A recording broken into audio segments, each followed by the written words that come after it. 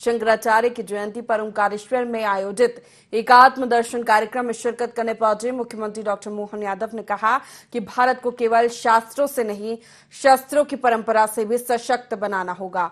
उन्होंने कहा कि डॉक्टर मोहन यादव ने कहा कि एकात्म दर्शन के आधार पर भारत सीना तानकर पूरे संसार के सामने खड़ा है। एकात्म चिंतन के माध्यम से मानव जीवन में बदलाव लाकर सबका साथ, सबका विकास किया जाएगा। इस दौरान 500 शंकर दूतों को दीक्षांत समारोह के माध्यम से दीक्षा भी दी गई। कार्यक्रम में शामिल कैबिनेट मंत्री विजय शाह ने कहा कि हरसूद में भी हर ग्राम पंचायत क्षेत्र में एक ब्राह्मण बालक को शंकर दूत बनाया जाएगा।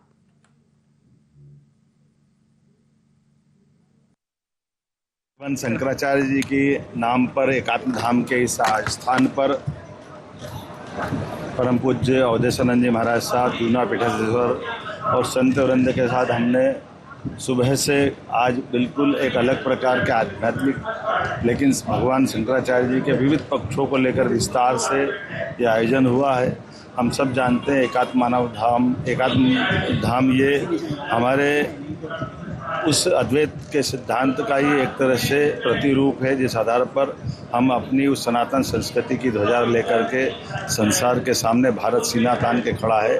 हम इसके सारे प्रकल्पों को लेकर के गंभीर हैं। एक एक करके वो सारे प्रकल्प समाज के सामने आएंगे और आध्यात्मिक चेतना से मानव जीवन में बदलाव ला करके सरकार सबके साथ, सब माननीय यशस्वी प्रधानमंत्री का सबका साथ, सबका विकास, सबका विश्वास, सबके प्रयास के संकल्प पे आगे बढ़ेगी। मेरी अपनी ओर सबको बधाई। आचार्य शंकर को शब्दों में समेट करके उनके बारे में कुछ कहना सूर्य को दीपक दिखाने के समान।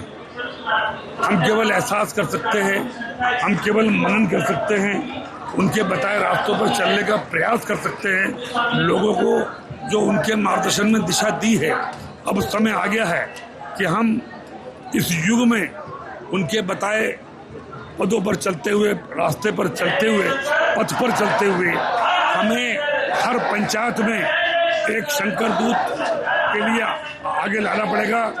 और हमारी भारतीय संस्कृति, सभ्यता और संस्कार के लिए अब ये जरूरी है कि एक हमारा एक ब्राह्मण पुत्र, एक ब्राह्मण पुत्री जो हर पंचायत में उसको संस्कारित करके और समाज को आगे ले जाने का ये कार्य अब आने वाले समय में हम हरसूद से शुरू करने वाले हैं।